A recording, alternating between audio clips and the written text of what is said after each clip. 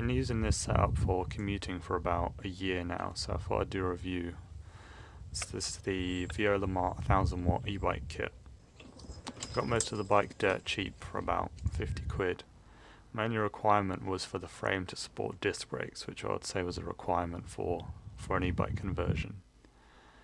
I'm using a 48 volt 10.5 amp hour battery from Unit Pack Power, which gets me about 15 miles of range and a top speed of about just under 30 miles an hour.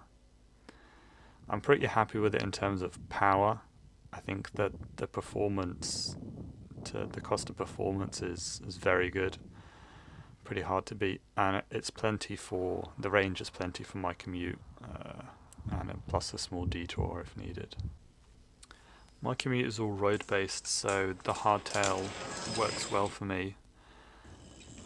Sometimes on a bumpy part of the road I do wonder what a full suspension would be like as an e-bike. I haven't tried that, so I can't really comment.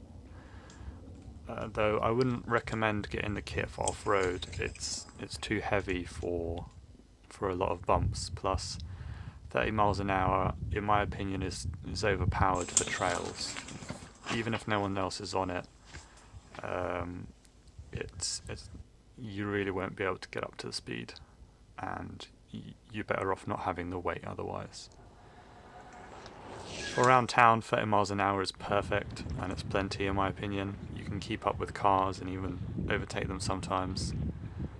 My commute is more back roads, so I find myself craving a bit more power to get me up to the about 50 mile an hour mark. The controller and the battery have been holding up really well. I've had no issues with them. Maybe a very slight battery degradation over time, but that has to be expected.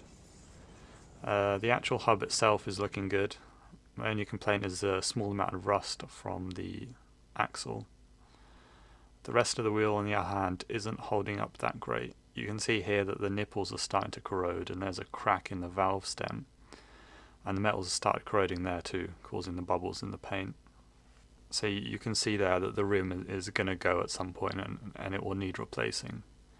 I think my current plan is to put a wider rim on when that happens, or hopefully a bit earlier than that happens.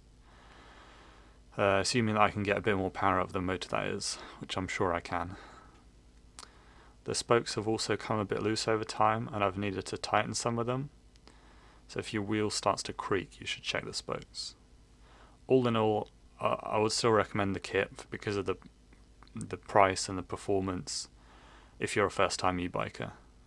If you know you're going to be serious about e-biking and doing it long term, you're probably better off getting a higher quality kit. I think QS Motor has some nice high quality motors.